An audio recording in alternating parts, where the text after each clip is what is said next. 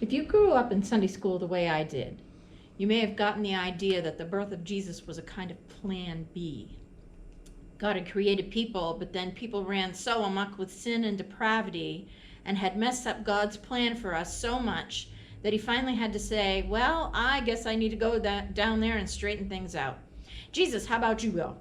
And that's how Jesus came to be born. But it turns out Jesus is not a plan B. He's not a Hail Mary pass, if you will.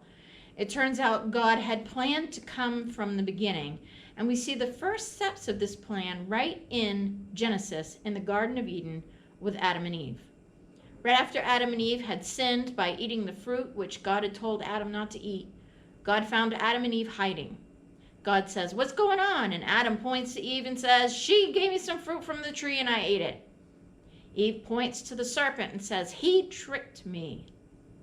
So God tells Adam, "By the sweat of the brow will you eat your food, and when you die you will return to dust, because you were made from dust." To Eve, God says, "You will have pain in childbirth, and your husband will rule over you." To the serpent, he says this, "I will put enmity between you and the woman, and between her offspring and yours." In other words, serpents will forever be the enemy of people, and this is where we get the old wives' tale that women are always terrified of snakes. Then God says, "He will crush your head, and he will strike at his heel." When God says to the serpent, "I will put enmity between her offspring and yours," the offspring he is talking about is Jesus. God says he will crush your head. In other words, in the great battle between Jesus and Satan, Jesus will win.